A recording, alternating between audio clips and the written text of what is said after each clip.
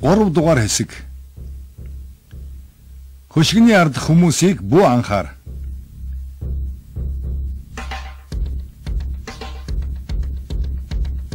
Ил харагдах төр засгийн цаана ард түмэндээ үнэн чус хариуцлага хүлээдгүй үл үзэгдэгч төр засаг орж байдаг. Америк нэгдсэн улсын 26 дахь хөрөнгөлөгч Теодор Рузвельт. Манай улсын жинхэнэ аюул бол үл үзэгдэх төр засаг болон өөрсдийн зорилгод засаг төрийг ажиллуулж байдаг банкируудын бүлэглэл юм. Нью-Йорк хотын дарга Жон Хилан. Улс төрийн эдийн засгийн төвүүд дэх мөнгө санхүүгийн этгээдүүд Эндрю Джексоны үеэс хойш төрийг өмсөх болсон үнэн байдал юм. Ерөнхийлөгч Франклин Рузвельт. 1775 он Америкийн колониуд Англи болон түүний дарангуйлагч хаан засаглалаас салан тусгаарлагыг хүсэх болсон үед Америкийн хувьсгал эхэлсэн. Хувьсгал гарахад олон шалтгаан байсан хэдий ч колони улсууд өөрсдөө гаргаж гүйлгэнд хэрэгжилж байсан хүүгийн мөнгөнд тэмдэгтийг Английн хаан 3 дугаар Жорж хууль бус зүйл гэж үзсэн гол шалтгаанд тооцогддог. Эцэст нь колониуд Английн төв банкнаас хүүтэй зээл авахд хүрч өр төлбөрт орж эхэлсэн. Нью-Йоркийн мөнгөний зөвлөлийн дэд ерөнхийлөгч Питер Куперийн хэлснээр хөгжил цэцгэлтийн жинхэнэ учир шалтгааныг Британий засаг захиргаанд хэлсний дараа тэрхүү мөнгөнд татвар төлөхийг хоригдсан. Энэ нь ард түмэнд зовлон бэрхшээл авчирсан бөгөөд хувьсгал гарах үндсэн шалтгаан болсон. 1783 онд Америкийн колониуд Англиас тусгаар тогтнов. Харин энэ үед төв банк болон түүнтэй холбоотой авилгач шуналт этгээдүүдийн эсрэг тэмцэл эхэлсэн юм. Тэгвэл төв банк гэж юу вэ? Төв банк бол улс орны мөнгийг үйлдвэрлэн гаргадаг байгууллага юм. Түүхээс харахад төв банк нь хүүгийн хэмжээг тогтоох, мөнгөний нийлүүлэлт буюу инфляцийг хянах гэсэн хоёр эрх мэдлийг хэрэгжүүлдэг. Төв банк эдийн засгийг зүгээр мөнгөөр хангадаггүй.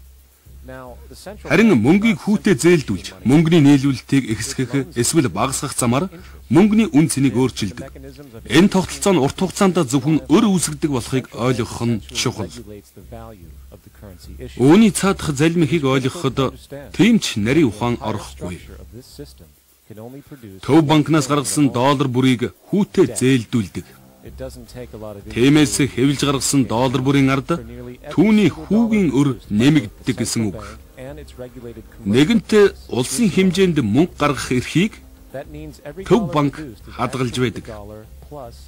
Тэгээд доллар бүрийг хүү буюу өрийн хамт зээлдүүлж байгаа нөхцөлд уг хүүг төлөх мөнгө хаанаас гарч ирэх вэ? Мэдээж дахиад л төв банк гаргана. Өөрөөр хэлбэл тухайн хүүг төлөхийн тулд төв банк мөнгөний нийлүүлэлтээ байнга нэмэгдүүлэхэд хүрэх бөгөөд дахиад л хүүтэй гаргасан уг мөнгөний нийлүүлэлт нь улам их өр үүсгэнэ. Энэ тогтолцооны эцсийн үр дүн нь төр засаг ард иргэд хизээч ангиж ирч чадахгүй өрийн боолчлол юм. Банк цэрэг аримс илүү аюултай гэдэгт би итгэлтэй байна. Хөрөнгө оруулалт гэдэг нэрийн дор хойч үеийнхэн төлөх мөнгийг зарцуулна гэдэг бол ирээдүйгөө томоор мэхэлж байгаа хэрэг мөн. Томас Жефферсон.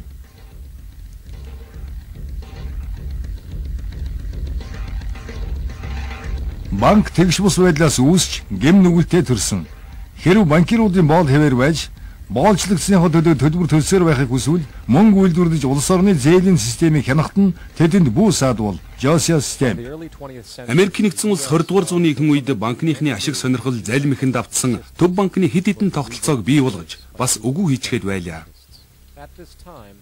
Рокфеллер, Морган, Паул, Warburg, Бран, Ротшильдийн тухайн үеийн банк бизнесийн нөлөө бүхий гэр бүлүүд байлаа. Ингээд 1900 оны ихэр тэд төв банкны хуулийг батлуулах оролдлого хэрэгжүүлсэн. Төв банк байгуулах талаар төр засаг ард иргэд ихээхэн болгоомжтой ханддгийг тэд мэдж байсан. Тиймээс олон нийтийн санаа бодлыг өөрчлөх ямар нэг үйл явдал хэрэгтэй болсон юм. Ингээд олон нийтийн дунд нэртэй санхүүч гэж хүлээн зөвшөөрөгдсөн Морган өөрийн нөлөөг ашиглан Нью-Йоркийн томоохон банк дампуурч төлбөрийн чадваргүй болсон гэх цуурхлыг хэвлэл мэдээллээр тараажээ. Энэ нь их хэмжээний сандарлыг үүсгэж банкуудад нөлөөлнө гэдгийг Морган сайн мэдж байлаа. Яг санснаар нь болсон. Хадгаламжийн алтхаас айсан иргэд мөнгөө их хэмжээгээр авч эхэлсэн. Улмаар банкуд зээлээ буцаан татснаар зээлдэгчид эд хөрөнгөө зарж борлуулахад хүрч хямрал, дампуурал эхэлсэн. Конгрессийн гишүүн Чарльз Линдберг хэдэн жилийн хойно бичгтээ банкны эзэдүүд 1907 онд том ажиллагаа эхлүүлсэн. Тэд Wall Street-д мөнгөөр тоглож үнийн хөөрөгдсөн маш их үнд цаас бонд гаргаж өөрсдийн найз нөхдөд боломж олгосон. Харин 1907 оны намар хямрал болж түүнийг банкны болон мөнгөний хуулийн цоорхой гэж ойлгуулах учиртай байжээ. 1907 оны Өмнөний цаадах залмихийг гадарлахгүй байснаас Конгресс мөрдөн шалгах ажиллагаа явуулахад хүрсэн бөгөөд банкны картелуудтай дотн харилцаатай сүүлд Рокфеллерийн гэр бүл түргэн орсон сенатор Нельсон Олдрик уг мөрдөн шалгах ажиллагааг удирджээ. Төв банк байгуулах нь зүйтэй гэж Олдрикийн удирдсан комисс үзсэн бөгөөд ингэснээр 1907 оны шиг Өмнө дахин гарахгүй гэж зөвлөсөн. Энэ бол олон улсын банкирууд өөрсдийн төлөвлөгөөг эхлүүлэхэд нь хэрэгтэй ганц зүйл байлаа. 1910 онд Жоржия мужийн Жекел арал дээрх Морганы эдлэн газарт болсон нэгэн нууц уулзалтын үеэр холбооны нөөцийн хууль буюу Төв банкны хуулийн төслийг бичжээ. Энэ хуулийг хуульчид биш харин банкирууд бичсэн. Энэ уулзалтыг засаг захиргаа болон олон нийтээс нууцлсан бөгөөд уулзалтанд оролцсон 10 хүн хуурамч нэрээр арал дээр очжээ. Ингээд бэлэн болсон хуулийн төслийг батлуулахаар улс төр дэх өөрийн хүн болох сенатор Нельсон Олдрикд өгчээ. Харин сонгуулийн ажилд нь үзүүлсэн дэмжлэгийн хариуд холбооны нөөцийн хуулинд гарын үсэг зурхаар зөвшөөрсөн Woodrow Wilson банкныхны хүчтэй дэмжлэгтэйгээр 1913 онд ерөнхийлөгчөөр сонгогдов. Ингээд зул сарын баяр болохоос 2 хоногийн өмнө Конгрессийн гишүүдийн ихэнх нь амарч байх үеэр холбооны нөөцийн хуулийг батлах санал хураалтуулж Wilson хуулийг баталж гарын үсэг зуржээ. Уг хуулийг батлахын урд өдөр Конгрессийн гишүүн Чарльз Линдберг хэлэхдээ энэ хууль хамгийн авраг итгэлцлийн байгууллагыг бий болгож байна. Ерөнхийлөгч гарын үсэг зурх үед үл үзэгдэгч мөнгөний төр засаг хууль ёсоор орших болно гэжээ. Холбооны нөөцийн систем бол эдийн засгийн тогтворжуулагч. Харин инфляц, санхүүгийн хямрал, хуучин цагийн явдал гэж олон нийтэд итгүүлэх болжээ. Гэвч үннээс өөр зүйл байхгүйг түүх харуулсан бөгөөд олон улсын банкирууд хүслийг гүйцэлдүүлэх хэрэгсэлтэй болсон бодит үнэн юм.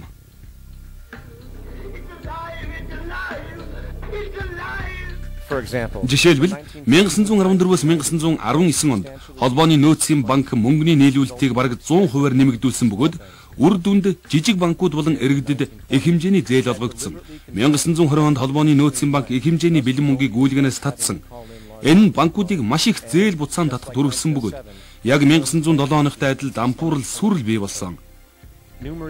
Холбооны нөөцийн системд хамаардгүй олон банк дампуурч олон улсын банкируудын монопол улам бэхжсэн.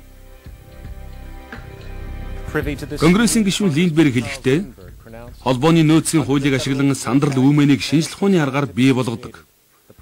Энэ бол математикийн тэнцлийг бодож гаргахтай адил шинжлэх ухааны аргаар зохион байгуулсан хамгийн анхны үүмэ мөн гэжээ. Гэвч 1920 оны үүмэн бол ердөө л нэг нь байлаа. Холбооны нөөцийн банк 1921-с 1929 онуудад дахин мөнгөний нийлүүлэлтийг нэмэгдүүлж, иргэд болон банкуд их хэмжээний зээл олгов. Мөн хөрөнгийн зах зээл дээр нэмүү ашигын зээл гэх шин төрлийн зээл бий болов. Энэ зээл нь үнд цаасныхаа үнийг 10%-аар бууруулж, үлдсэн 90% нь брокероос зээлж авах боломжийг хөрөнгө оруулагчид олгодог. Өөрөөр хэлбэл зөвхөн $100-аар бууруулснаар $1000 үн бүхий үнд цаас эзэмшиж болно гэсэн үг. Хүн болгон мөнгө олж байгаа мэт санагдж байснаас энэ арга нь 1920-ад онд хөрөнгийн зах зээл түгээмэл байлаа. Гэвч энэ зээл нэг өрх байсан юм. Зээлийг буцаан төлөхийг хязгаарч шаардж болох бөгөөд 24 цагийн дотор төлөх ёстой. Үүнийг зээл дуутах гэж нэрлэдэг бөгөөд үр дагавар нь хүмүүс зээлээр худалдан авсан үнд цаасаа буцаан худалдахад хүрдэг. Рокфеллер, Бернард Брауук болон мэдээлэл бүхий бусд этгээдүүд 1929 оны 10 дугаар сараас өмнө үнд цаасны зах зээлийг чимээгүй орхин гарсан. Харин 1929 оны 10 дугаар сарын 24-нд нэмэн ашигын зээл олгосон санхүүжүүлэгчид зээлээ их хэмжээгээр буцаан татсан. Ингээд хүн бүр авсан зээлээ төлөхийн тулд үнд цаасаа их хэмжээгээр зарахад хүрсэн. Үүний улмаас төлбөрийн чадваргүй байдал ихээр бий болж хэдэн мянган банк дампуурсан өрсөлдөгч банк корпорациудыг ердөөл сохор зоосны үнээр авах боломжийг хойволдогч олон улсын банкируудад олгосон. Энэ бол Америкийн түүхэнд хамгийн том дээрэм байв. Гэвч ингэж зогссонгүй. Эдийн засгийн уналтаас дөнгөж гарч байсан энэ үед мөнгөний нийлүүлэлтийг нэмэгдүүлэхийн оронд хомж түүхэнд хамгийн том хямралыг гүнзгийрүүлсэн. Үүнд дургуутсан Конгрессийн гишүүн Луис Макфаден холбооны нөөцийн зөвлөлийг төрийн эсрэг гэмт хэрэгт буруутгах ажиллагааг эхлүүлсэн. Тэр хэлэхдээ Урлын дарга энэ улсад дэлхий дээрх хамгийн авилга давтсан байгууллага оршиж байна. Би холбооны нөөцийн зөвлөл болон холбооны нөөцийн банкуудыг хэлж байна. Энэ муу ёрын байгууллага Америкийн ард түмнийг ядууруулж төр засгийг дампууруулад байна. Тэд хуулийг говьлох замаар бас мөнгийг атгаж байдаг этгээдүүдийн авилгач үйлдэлээр дамжуулан үүнийг хэрэгжүүлсэн. Нийгмийг ийхүү цохирол төрөсний дараа холбооны нөөцийн банкирууд алтны стандартыг үгүй хийхээр шийдэв. Үүнийг хэрэгжүүлэхийн тулд зах зээл дэх бүх алтыг хураан авах шаардлагатай болсон. Ингээд хямралыг даван туулахад туслах гэдэг шалтгаанаар 1933 оны алт хураах ажиллагааг эхлүүлсэн. 10 жил хорих ял шийтгэх сүрдүүлгийн дор Америкийн иргэн бүрийг өөртөө байгаа бүх алтан голдмыг төрийн санд тушаахыг шаардсан хүмүүст үлдсэн ганц хөрөнгийг дээрэмдсэн хэрэг байлаа. Ингээд 1933 оны сүүлч ихэд алтны стандартыг үгүй хийв. 1933 оноос өмнөх долларын тэмдэгтийг харах юм бол алтаар арилжиж болно гэж бичсэн байдаг. Харин өнөөдрийн доллар дээр төлбөрийн хууль ёсны хэрэгслэгж байдаг бөгөөд энэ нь юугаарч баталгаажаагүй гэсэн үг. Энэ бол ямар ч үн цэнэгүй цаас юм. Мөнгөний үн цэнийг тогтоодог ганц зүйл бол гүйлгэн дэх мөнгөний хэмжээ.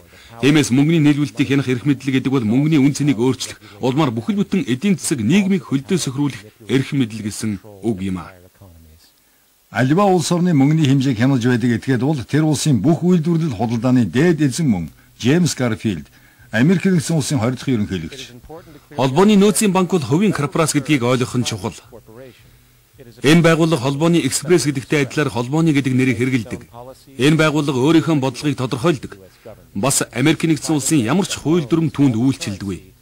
Энэ бол гаргасан бүх мөнгөө засгийн газар түүтээ зээлдүүлдэг хувийн банк бөгөөд иргэний дайны дараа Америкт тусгаар тогтнолоо тунхагласан үеэс хойш зайлсхийж ирсэн төв банкны загвартай бүрэн таарч байгаа юм. 1913 оныг эргэн харъя. Холбооны нөөцийн хууль бол Конгрессээр батлуулсан үндсэн хуульд нийцээгүй ганц хууль биш. Тэд үүнээс гадна холбооны орлогын албан татврын хуулийг батлуулсан. Холбооны орлогын албан татврын талаар Америкийн олон нийт огт анхаардгүй нь Америкчууд ямар хэнэггүй мартамхай болохын баталгаа юм. Нэгдүгээр холбооны орлогын албан татвар нь хувь тэнцвүүлээгүй шууд татвар учраас үндсэн хуулийн бус юм. Шууд татвар нь үндсэн хуулийн дагуу хууль ёсны байхын тулд хувь тэнцвүүлсэн байх учиртай.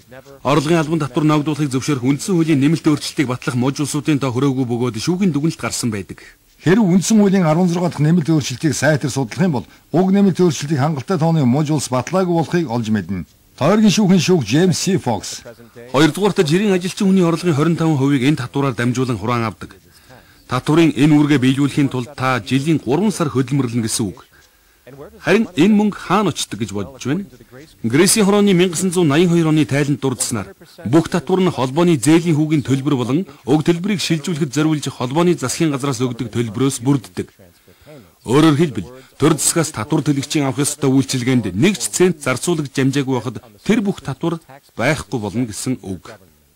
Өнөөдөр бүтэн 3 сар ажиллаж олсон Америкчуудын мөнгө зээлийн хүү төлөхөд зарцуулагдж байна.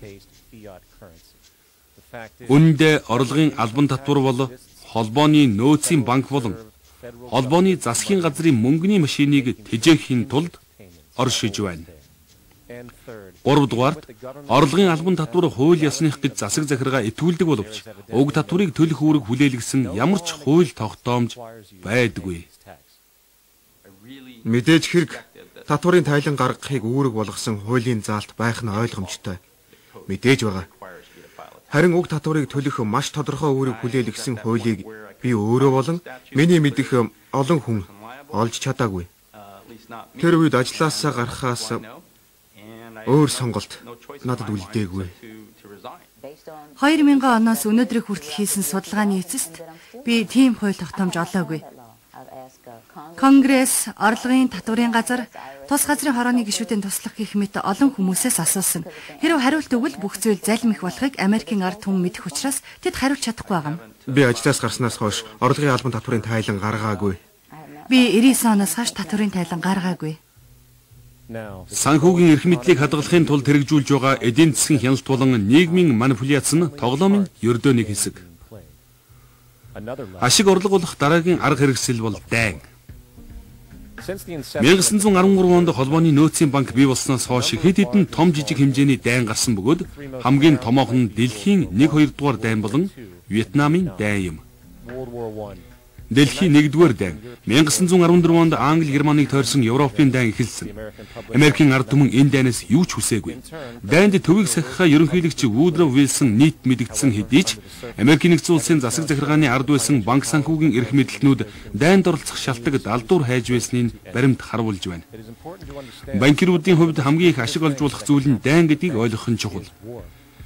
Зэвсгийн үйлдвэрлэлд хөрөнгө оруулах нь их ашиг өгдөгөөс гадна дайн улс орныг холбооны нөөцийн банкнаас бүр илүү их мөнгийг хүүтэй зээлж авахд хүргэдэг. Конгрессийн 2 удаагийн шагналт Смедли Батлерийн хэлснээр дайн бол дандаа хууль бусаар ашиг олох арга байсан. Энэ магадгүй хамгийн эртний, хамгийн ашигтай, бас хамгийн муухай зүйл. Энэ олон улсын чанартай бөгөөд ашиг орлогын доллар болон хүний амиар тооцдог цорын ганц зүйл. Вудроу Вилсний зөвлөх бөгөөд сурган хүмүүжүүлэгч нь дайны сонирхол бүхий олон улсын банкируудтай дотн харьцаатай хуранда Эдвард Хаус байв. Америкийн нэгдсэн улсыг дайнд хэрхэн оролцуулж болох талаар Вудроу Вилсний зөвлөх хуранда Хаус болон Английн гадаад хэргийн сайд Эдвард Грей нар ийхүү ярилцжээ. Америкийн зорчигчдыг тээвэрлсэн усан онгоцыг германчууд живэлбэл Америкчууд чухам яах вэ гэж Эдвард Грейг асуухад Америкийн нэгдсэн улс уур хилэнгийн галд автах бөгөөд энэ дайнд оролцоход хангалттай шалтгаан гэж бодж байна хэмээн Хаус хариулжээ. Ингээд 1915 оны 5 дугаар сарын 7-нд Луситены хөлөг онгоцыг Германы цэргийн хөлөг онгоцууд байгаа чиглэл санаатаагаар явуулжээ. Харин яг төлөвлөсний дагуу Германы шумбагч онгоц Луситены хөлөг онгоцыг торпедоор харван дэлбэлж 1200 энгийн зорчигчийн хамт живүүлсэн. Америкаас Англи руу дайны талбараар зорчих аливаа хөлөг онгоцыг сөнөөх бөгөөд Луситены хөлөг онгоцоор аялах гэж байгаа хүмүүс энэ эрсдэлтэй алхмаа өөрсдөө хариуцах ёстой гэсэн зарыг энэ явдлаас өмнө Германы элчин сайдын яамнаас Нью-Йорк Таймсд нийтлүүлсэн байдаг. Луситеныг живүүлсэн таамагласны дагуу Америкийн ард түмний уур хилэн бадраж тун удалгүй Америкийн нэгдсэн улс дайнд оролцов. Хошууч генерал Смедли Батлер дэлхийн 1-р дайны мөнгө санхүүгийн хор уршигын бодит байдлыг ийхүү хэлжээ. Биднийг дайнд оролцуулахгүй гэдэг амлалтаар Вудроу Вилсон 1916 онд ерөнхийлөгчөөр сонгогдсон. Гэтэл 5 сарын дараа Германтай дайн зарлахыг тэр Конгрессаас хүслээ. Зовж шаналж өгөхийн төлөө дайнд явах эсхийг 4 сая ирчүүдээс асуугаагүй. Тэгвэл манай засаг захиргааны бодлого юу өөрчлөв? Энэ бол мөнгө. Холбоотнууд дайн зарлагаас өмнө ерөнхийлөгчд хандхад тэр өөрийн зөвлөхүүдийг дуудсан.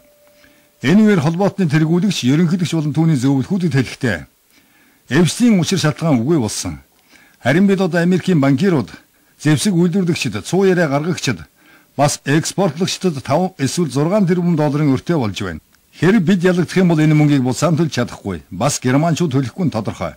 Эдийн засагчдын тооцноор энэ дан 16 тэрбум долларын ашиг өгсөн. Ийм учраас 21 мянган тэрбумтон саятан гарч ирсэн. Энэ 16 тэрбумыг бүгд тараагаагүй. Харин цөөн хэдэн хүнд энэ мөнгө очсон. Хошууч генерал Смедли Батлер 1935 он. Дэлхийн 2 дугаар дайн 1941 оны 12 дугаар сарын 7-нд Япончууд Совдон иргэдэх Америкийн усан цэргийн флотыг давталсан нь Америкийн нэгдсэн улсыг дайнд оролцоод хүргэв. Ерөнхийлөгч Франклин Рузвельт энэ дайралт болсон өдрийг түүхэнд их хар өдөр гэж мэдэгдэв. Хар өдөр мөн боловч энэ нь Совдон иргэд давталсан асуудлаас болоогүй юм. Өнгөрсөн 60 гаруй жилийн хугацаанд ил болсон мэдээлэлээс харахад Совдон иргэд давтлах гэж байгааг хэдэн 7 хоногийн өмнөөс мэдж байсан төдийгүй үүнийг зориуд хүсч өдөөн турхирсан болох нь илэрхий байдаг. Рузвельтийн дайны асуудал эрхэлсэн төрийн нарийн бичгийн дарга Хенри Стимсон 1941 оны 11-р сарын 25-нд өөрийн Рузвельтийн хийсэн яриагаа тэмдэглэн үлдээжээ. Яаж тэднийг өөрсдрүүгээ эхэлж гал нээлгэх үү гэдэг асуудал байсан. Зөвхөн Япончууд эхэлж гал нээх нь чухал. Ингэснээр хэн төрөмгийлэгч болох талаар ямар нэг эргэлзээ үлдэхгүй гэж сүүлд Конгрессийн хурал дээр мэдүүлсэн байдаг. Совдон иргэгийг давтлахаас хэдэн сарын өмнө Рузвельт Япончуудын дургуутслыг төрүүлэх бараг бүх зүйлийг хийсэн. Тэр Америкаас Японд нийлүүлэх газрын тосны нийлүүлэлтийг зогсоож Америкийн нэгдсэн улсад байсан Японы бүх өмчрөнгийг битүүмжилснээс гадна олон улсын дайны дүрмийг зөрчиж Японы дайсан болох Хятадын үндэсний намынханд зээл олгож Британчуудад цэргийн тусламж үзүүлж байв. Японы холбооны мэдээллийн кодыг тайлан уншиж Совдон иргэгийг довтлох талаар олж мэдсэн боловч 1941 оны 12 дугаар сарын 7-нд Совдон иргэгийг довтлох боломжийг олгож 2400 цэрэг амиа алдахад хүргэсэн. Совдон иргэх довтлохоос өмнө Америкчуудын 83% нь энэ дайнд оролцох ямар нэг сонирхолгүй байсан. Харин дайралтын дараа 1 сая хүн сайн дураар дайнд морджээ.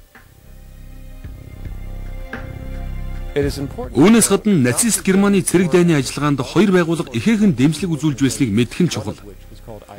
Тэдний нэг болох IG Farben германчуудын тесрэг бодисын 84% үйлдвэрлэж байсан. Харин хүмүүс тэр бүр мэддгүй IG Farben-ийн нэг хамтрагч нь Rockefeller-ийн Америк дахь Standard Oil компани байсан. Standard Oil компани патент бүхий төлсний нэмэлтгүйгээр Германы агаарын цэргийн хүч үүргээ гүйцэтгэх боломжгүй байсан. Жишээлбэл Rockefeller-ийн Standard Oil компаниас IG Farben худалдсан 20 сая долларын өртөг бүхий нисэх онгоцны төлш Лондон хотыг бөмбөгдөх боломжийг германчууд долгосон. Энэ бол Америкийн бизнесүүд дэлхийн 2 дугаар дайнд оролцогч хоёр талыг хоёуланг дэмжиж байсныг харуулах нэг жишээ. Энд дурдах ёстой өөр нэг урвагч байгууллага бол Нью-Йоркийн Union банкны корпорац юм. Энэ байгууллага нь Гитлер эрх мэдэл олж авахаас эхлэн дайныг эд материалаар хангах хүртэлх ажлыг санхүүжүүлж байснаас гадна нацистуудын мөнгө угаадаг банк байсан бөгөөд үнд цэвс хадгалах өрөөнүүддээ нацистуудын сая долларыг хадгалж байсан илэрч байлаа. Дайсантай худалдаа хийх хуулийг зөрчсөн учраас Нью-Йоркийн Union банкны корпорацийн үйл ажиллагааг зогсоосон. Харин энэ банкны захирал бөгөөд дэд ерөнхийлөгч нь хэн байсан гэж тэр хүн бол манай улсын өнөөгийн ерөнхийлөгчийн өвөө, өмнөх ерөнхийлөгчийн ав Прескотт Буш байлаа. Бушийн гэр бүлийнхний улс төр ёс суртахууны хандлага байр суурийн талаар дүгнэлт хийхдээ энэ баримтыг анхаарах ёстой. Вьетнамын дайн 1964 онд Америкийн дайрагч усан онгоцыг хойд Вьетнамын PT завнууд тонкийн буланд довтлсон гэх явдлын дараа Америк нэгдсэн улс албан ёсоор Вьетнамтай дайн зарласан. Үүнийг тонкийн булангийн үйл явдал гэж нэрлэдэг. Ганц удаагийн үйл явдал их хэмжээний цэрэг илгээсэн бүрэн хэмжээний дайн эхлэх шалтгаан болсон. Гэвч Вьетнамын PT завнууд Америкийн дайрагч усан онгоцуудыг хизээч довтлоогүй юм. Олон жилийн хойно Батлан хамгаалахын нарийн бичгэн даргасан Роберт Макнамара тонкийн булангийн үйл явдал алдаа байсан тухай мэдэгдсэн. Харин нууцын зэрэглэлээс хасагдсан баримтаас харахад энэ нь дайны зорилгоор зохиосон зүйл байсан тодорхой болсон. Харин дайн эхэлсний дараа урдын адил бизнес үргэлжилсэн. Хойд Вьетнамын дайны хэрэгцээний 80 хүртэл хувийг зөвлөлтүүд нийлүүлж байгааг ерөнхийлөгч Линдон Джонсон мэдж байсан ч зөвлөлтийн блокийн улсууд тавьсан худалдааны хоргийг 1966 оны 10 дугаар сард цуцалсан. Үүний үр дүн зэвсэг үйлдвэрлэн хойд Вьетнамд нийлүүлж байсан зөвлөлтийн үйлдвэрүүдэд Rockefeller-ийн хөрөнгө оруулж чадсан. Зөрчилдөөний аль талд хөрөнгө оруулж байсан зоосны зөвхөн нэг тал юм. Вьетнамын дайнд оролцох байлдааны дүрм 1985 онд цэргийн нууцт хамаархаа болсон. Америкийн цэргүүд байлдааны үед юу хийж болохгүйг энэ дүрм тодорхойлж байсан бөгөөд ажиллагаатай хэсэг нь тодорхой болох хүртэл хойд Вьетнамын агаараас хамгаалах байрлалыг бөмбөгдөж болохгүй. Дайсан Лаос эсвэл Камбожийн хөлийг нэвтрэн зугтсан бол мөрдөн хөөж болохгүй. Цэргийн дээд шатны удирдлагатай зөвшөлтсөлгүйгээр стратегийн байг довтолж болохгүй гэх мэт утга учиргүй журам тогтоож байв. Эдгээр хязгаарлалтуудыг хойд Вьетнамчуудад мэдээлж байсан бөгөөд тэд үүнд нь тохируулж өөрсдийн стратегийг боловсруулж байжээ. Тийм ч учраас энэ дайн удаан үргэлжилсэн. Вьетнамын дайны эцсийн зорилго нь дайнд ялах явдал байсангүй. Энэ дайныг зүгээр л үргэлжлүүлсэн. Ашиг орлогын төлөөх энэ дайны эцэст 58 мянган Америк 3 сая Вьетнам хүн амиа алдсан. Тэгвэл өнөөдөр бид хаана байна вэ? 9 дугаар сарын 11-ний үйл явдал бол ичгүүргүй элитүүд өөрсдийн төлөвлөгөөг түргэх гэсэн ажлын эхлэл байлаа. Энэ бол Луситянаг живүүлсэн, Совдон эргийг довтлсон, Тонкийн булангийн үйл явдлаас ялгаагүй зориуд зохион байгуулсан дайны оршил мөн. Хэрв 9 дугаар сарын 11-ний үйл явдал дайн эхлүүлэх шалтгаан байгаагүй бол энэ ёсноос гажсан хэрэг болно. Ямар ч шалтгаангүй хууль бус хоёр дайныг эхлүүлэхэд энэ үйл явдлыг ашигласан. Нэг нь Иракийн эсрэг, нөгөө нь Афганистаны эсрэг дайн. Гэвч энэ дахин өөр нэг дайны хуурмаг шалтгаан болсон. Таны эсрэг дайн. Эх орны хууль, их газрын аюулгүй байдлын тухай болон цэргийн шүүхийн тухай хууль тогтоомжууд нь бүхэлдээ таны үндсэн эрхчлөөг үгүй хийх, шудраг ус явдалтай тэмцэх таны чадварыг хязгаарлахад чиглэсэн юм.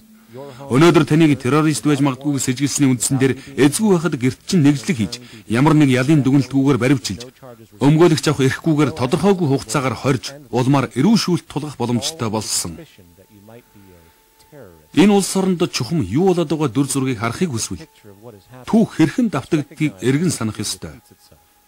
1933 оны 2 дугаар сард Гитлер өөрийн парламентын ордон Рейхстагийг шатааж, коммунист террористууд хийсэн гэж буруутгасан. Үүнээс хэдэн 7 хоногийн дараа тэр Германы үндсэн хуулийг хүчингүй болгож, ард иргэдийн эрхчлөөг өвөө хийсэн хуулийг батлан гаргасан. Ингээд үндэсний аюулгүй байдлыг хангах шалтгаар хэд хэдэн дайныг эхлүүлсэн. Бидний агуу үндэсний иргэн бүрийг эмэгтэйчүүд хүүхдийн замд хэлсэн хорон муу санаа орсоор байна. Бид үндэсний аюулгүй байдалд эх орно хамгаалах арга хэмжээ авах ёстой. Жорж Буш.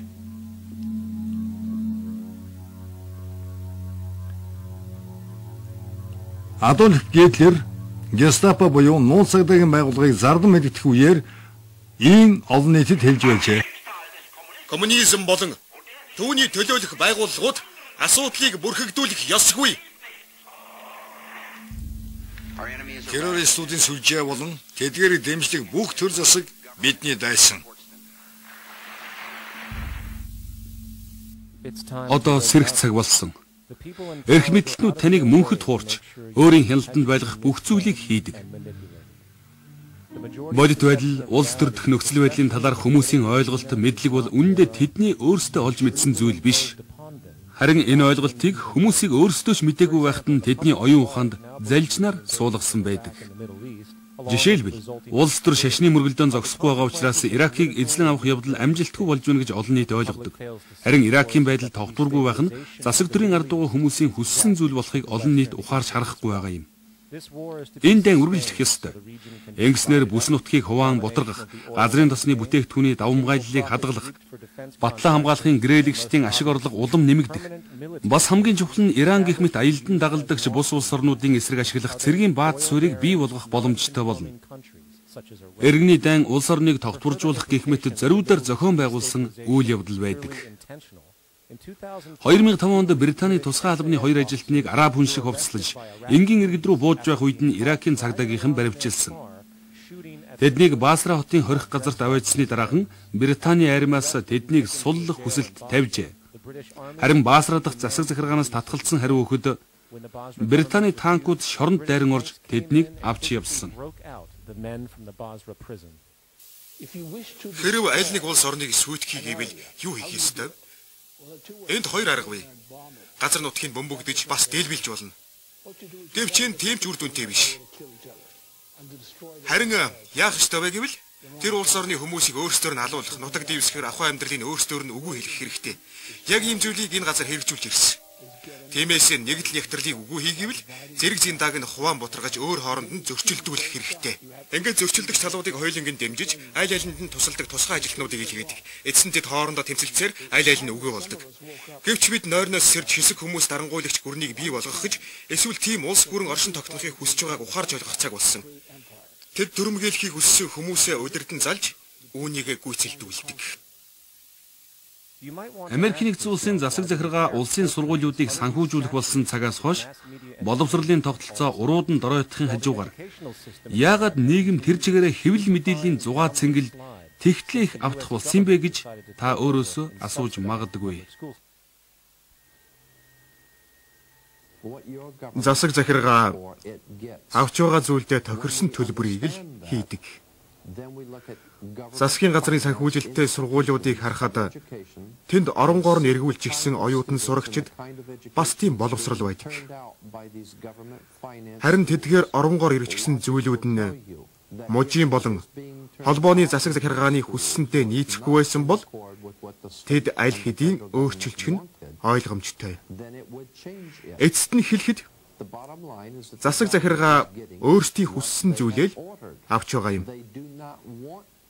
Тэд танаа өр хүүхдийг боловсралтай болгохыг хүсэхгүй. Бас таныг их зүйл мэдэж аливаад шүүмжлэлтэй хандахыг хүсэхгүй. Тийм учраас энэ улс орон хорвоо ертөнц тэр чигээрээ зугаа цэнгийн хэвлэл мэдээлэл, телевизийн шоу, тоглоомын парк, хар тамхи, мансууруулах бодис, согтууруулах ундаа гэд байж болох бүх зугаа цэнгэлд автжээ. Тийм болохоор чи их юм бодож эрх мэдэлтэй хүмүүст саад болохгүй. Харин чи нойрноосоо сэрж хэсэг хүмүүс амьдралыг чинь удирдаад байгааг. Энийг чи өөрөө ч ухамсарлахгүй байгаагаа ойлгох ёстой. Бидэнд маш олон асуудал байна. Учир нь та нар 62 сая Америкчууд намайг сонсч байна. Та нарын 3 хүрэхгүй хувь ном уншдаг. 15 хүрэхгүй хувь чинь сонин уншдаг. Яагаад гэвэл та нар мэдэх бүх үннээ зөвхөн телевизээс олж авдаг. Телевизээр чухам юу гараагүйг мэдэхгүй бүхэлдээ үе байна. Телевиз бол туйлын үнэн. эцсийн дүр төрх, телевиз, ерөнхийлөгч, Ромын пап, ерөнхий сайдыг бий болгож бас үгүй хийж чадна. Телевиз бол энэ бурхангүй ертөнцийн хараад идсэн агуу хүч бөгөөд буруу хүмүүсийн гарт орвол бид өөрсдөө тэдний дайсан болж хувирна. Аль нэг том компани энэ хараад идсэн ухуулаг сурталчилгааны агуу хүчийг эзэмшиж байхад чухам юуг үнэн болгож айл бүрт телевизээр дамжуулахыг энэ бурхангүй ертөнцид хэн хэлж мэдх юм бэ? Тэгвэл намайг сонсч бай. Намайг сонс. Телевиз бол үнэн биш. Телевиз бол зүгээр хараад идсэн тоглоом, зугааны газар. Телевиз бол ердөө цирк, багт наадам, эсвэл дуучин, жүжигчин, жонглерчин, арсантай тоглогч хөл бөмбөгийн тоглолт юм. Бид зүгээр л уйдаа гаргах ажил хийж байна. Харин та нар тэнд суугаад л хүүхэд хөгшөдөггүй, арьс өнгө, шашин шүтлэг ялгадаггүйгээр өдөржин шүнжин үдсээр л байна. Та нарын мэддэг бүх зүйл бол бидний зохиосон хий хоосон зүйлд та нар итгэж эхэлж байна. Та нар телевизийг бол үнэн бодтой, харин өөрсдийнхөө амьдралыг хий хоосон зүйл гэж бодож эхэлж байна. Та нар телевизээр юу хэлсэйг л хийдэг. Телевизээр гарсан шиг хувцаслаж, бас хоололдог. Үр хүүхдээ телевиз чиг өсгөж хүмүүжүүлдэг. Яг телевиз чиг бодож сэтгэдэг. Энэ бол солиор тэнгүүдээ. Бурхны нэрийг барьж хэлий. Та нар өөрсдөө бодтой зүйл нь, харин бид бол хоосон зүйл. Эрх мэдлийн тогтолцооны хүсэж байгаа эцсийн зүйл бол оюун санаа нь аливаад сатаарч анхаарал нь өөр зүйл төвлөрч байдаг хүмүүс. Тийм ч учраас шашин шүтлэг, хэвлэл мэдээлэл, боловсролын тогтолцоогоор дамжуулан хуурмаг итгэл үнэмшлийг бий болгож байна. Тэд чамайг оюун ухаан төвлөрөөгүй гин савнгийн хөөс шиг байлгахыг хүсдэг. Тэд энийг маш сайн хийж байна. Энэ бол Аарон Руссо, кино найруулагч, улс төрч асан. Түүний зүүн гар талд алдарт Рокфеллерийн банк, бизнесийн гүрний Николас Рокфеллер байна. Николас Рокфеллертэй дотн найз нөхөд асан Аарон Рокфеллерийнхний эцсийн хүсэл сонирхлыг олж мэдсэний дараа холбоо харилцаагаа таслахад хүрчээ. Нэг өдөр миний танил эмэгтэй над руу ирж намайг Рокфеллерийнхний нэгэнтэй танилцмаар байгаа эсхийг асуусан юм. Тэгээд бид найз нөхөд болсон. Нэг өрөө тэр над руу ирээд Аарон, удахгүй нэг үйл явдал болно. Энэ үйл явдлын дараа бид Афганистанд очино. Тэгээд Каспийн тэнгисээс нефт, хийн хоолой татах боломжтой болно. Бас Иракт очиж газрын тосыг авч ойрхон орнуудад бааз суурьтай болно. Дараа нь бид Венесуэлд очиж Чавезыг хөөж явуулахыг оролдоно. Тэд эхний хоёр зүйлийг хийж гисэн, харин Чавезыг зохицуулж чадаагүй. Хүмүүс агуугаар явж хизээч олохгүй хүмүүсийг хайхыг чи харах болно. Терроризмын эсрэг дайн хийж байгаа. Тэгээд энэ дайнд нь үнэн хэрэгтээ бодит дайсан байхгүй талаар ярьж инээдэг. Энэ дайнд ялна гэдэг ойлголт байхгүй. Учир нь энэ бол эц төгсгөлгүй дайн. Тийм болохоор хүмүүсийн эрх чөлөөг байнга хязгаарлаж болох тухай тэр ярьдаг. Дайныг бодиттой гэж хүмүүст яаж итгүүлэх юм бэ гэж би асуусан. Хэвлэл мэдээлэл хүмүүст итгүүлж чаднаа гэж тэр хэлсэн. Яах ёстой вэ гэхээр энэ дайны тухай дахин яриад л байна. Эцэст нь хүмүүс өөрийн мэдлгүй итгэж эхэлнэ. Тэд худал хэлж 1913 онд холбооны нөөцийн банкыг бий болгосон бол бас дахин худал хэлж 9 сарын 11-ний үйл явдлыг зохиосон. 9 сарын 11-ний үйл явдлыг ашиглаж терроризмын эсрэг дайн гихчийг эхлүүлж дараа нь дахиж худал хэлээд Ирак руу явна. Дараа нь Иранд очино. Эдгээр бүх зүйл нэгэн нөгөөгөө эхлүүлэх тэрний дараах нь удаахаа эхлүүлэх шалтгаан болсоор цааш үргэлжилдэг. Юуны төлөө ийм зүйл хийж байгаа юм бэ? Утга учир нь юу вэ? Та нарт эд хөрөнгө эрх мэдэл байна. Гэтэл бусдыг зовоож байгаа юм биш үү? Энэ чинь сайн зүйл биш гэж би хэлсэн. Бусад хүмүүсийн талаар юу санаа зовсон юм бэ? Өөртөө л анхаарал тавь. Өөрийгөө болон гэр бүлээ бод гэж тэр хэлсэн. Би түүнээс үний эцсийн зорилго юу вэ гэж асуухад эцсийн зорилго бол энэ дэлхий дээр хүн болгонд холбооны үнэмлэхний чип суулгах. Бас бүх мөнгө хөрөнгө өөр бусад бүх зүйлийг тэдгээр чипт оруулах явдал юм. Хэрвээ хэн нэгэн биднийг эсэргүүцэх эсвэл бидний хүслийг зөрчвөл бид чипийг унтрааж ирхэн. Эрх мэдлийн өвчин хэдий хүртэл үргэлжилж. Эрх мэдэл зяндаага хадгалахын тулд тэд аль хүртэл явах юм бэ? Шинэ нийгэмд анхдагч болсон Флорида мужийн нэгэн гэр бүлийг танилцуулж байна. Тэд сайн дураараа өөрсдийн биед микрочип бүхий төхөөрөмж тавиулсан хүмүүс юм. 9 сарын 11-ний үйл явдлын дараа би өөрийн гэр бүлийнхний аюулгүй байдлыг санаа зовсон. Намайг хэн болохыг хэлж өгөх ямар нэгэн зүйлийг миний гарт суулгахад би татгалзахгүй. Жорж Орвелийн 1984 оны өгүүлэлд Эрх мэдэл бол арга зам биш. Энэ бол зорилго. Залхаан цээрлүүлэхийн объект нь залхаан цээрлүүлэлт. Эрх мэдлийн объект нь эрх мэдэл гэж бичжээ. Ажиглалт хяналтаар дүүрэн өнөөгийн нийгэмд сөрөг шинж тэмдэг улам нэмэгдсэн. Огт байхгүй дайсны айдас, санхүү эдийн засгийн хямрал, тогтворгүй байдал, дэлхийн нийтийг хамарч, аюулгүй байдал гэдэг нэрийн дор хүн бүрийг хянж, мөрдөж, удирдах байна.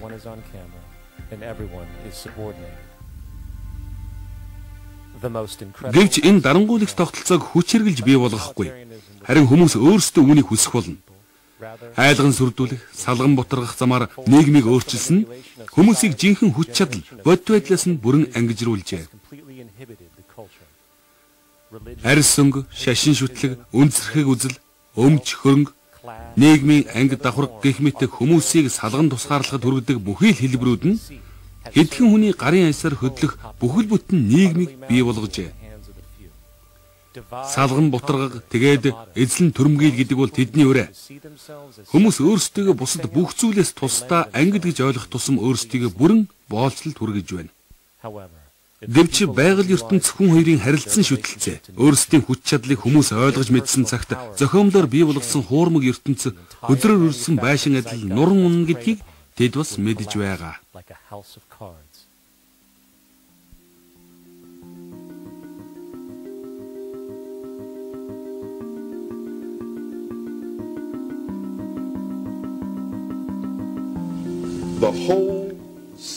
Амьдарч байгаа нийгэм маань биднийг өөрчилсөөр бид хүч чадалгүй, сул дорой, нийгэм нь хорон санаатай, худал хуурмаг. Гэвч бид хүч чадалтай, гайхамшигтай.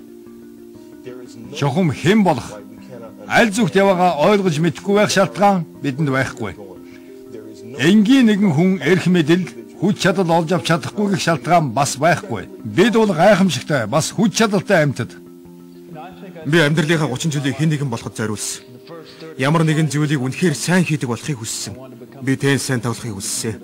Би сурлагандаа амжилт үзүүлж, сайн дүн авахыг хүсч, бүх асуудалд яг л ийм байдлаар хандж ирсэн. Энэ огт болохгүй. Ямар нэг зүйлд мундаг бол чухал гэж бодож байлаа. Гэвч би буруу тоглоомоор оролдож байснаа мэдсэн. Энэ бол зүгээр л өөрийгөө олох тоглоом байсан юм.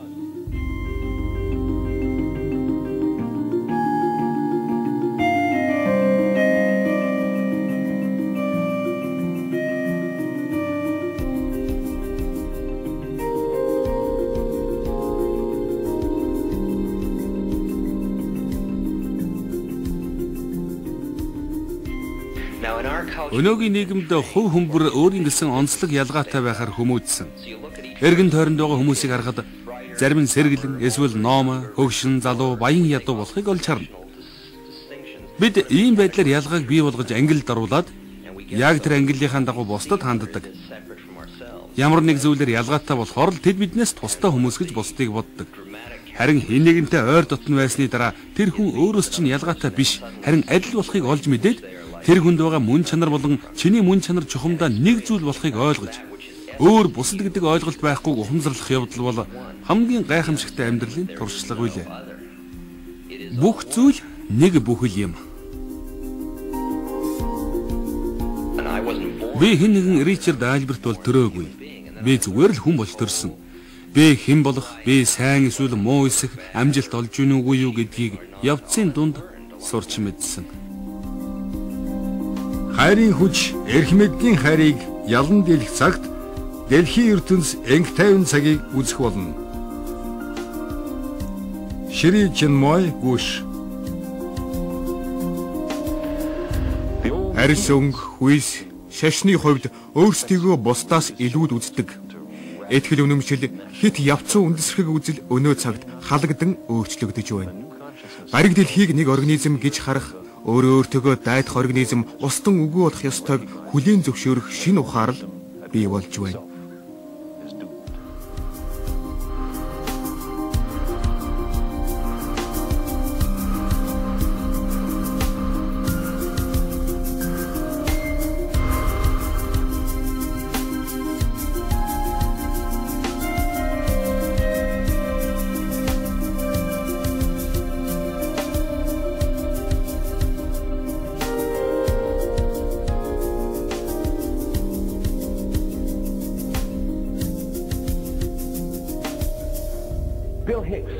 Билл Хикс өөрийн шоуг ингэж дуусгадаг байлаа. Амьдрал бол паркт тоглохтой адил зүйл. Бид энэ тоглоомыг бодиттой гэж боддог. Яагаад гэвэл бидний оюун ухаан хүчрхэг учраас тэр энэ тоглоом дээш доош нэг тийшээ бас нөгөө тийшээ давхид тоглоом заримдаа сэтгэл хөдлөсөн, заримдаа уйтгар гунигтай, бас хурц тод, янз бүрийн өнгөтэй, дуу чимээ ихтэй. Тэгээд нэг хэсэгтэй л зугаатай. Бидний нэг хэсэг энэ тоглоом дээр нэлээд тоглож, энэ үнэхээр бодиттой юу? Эсвэл ердөө тоглоом юм уу гэж асуух болжээ. Харин өөр хэсэг хүмүүс битгий санаа зов. Айх хэрэггүй. Эн чинь ердөө л тоглоом гэж хэлэхэд бид тэднийг алжчихдаг. Наадхаа дуугүй болог энэ тоглоом аялал зориулж би маш их хөрөнгө оруулсан. Санаа зовсноос болсон үрчлэгийг минь хараач. Банкны танс миний гэр бүлийг хараач. Энэ жинхэнэ байх ёстой. Энэ ердөө л нэг удаагийн тоглоом. Гэтэл бидэнд үннийг хэлсэн эсвэл хэлхийг оролцсон хүмүүсийг бид үгүй хийдэг. Чи анзаарсан уу? Бид хорон санаад чөтгөрөө дураараа дүрхийг хараад л суудаг.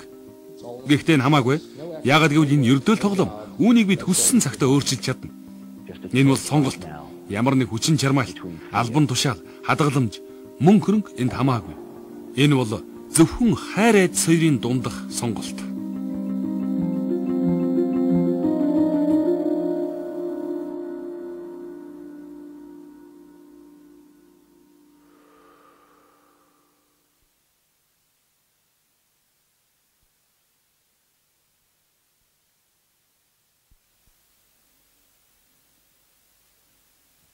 Хувьсгал одоо болох ёстой.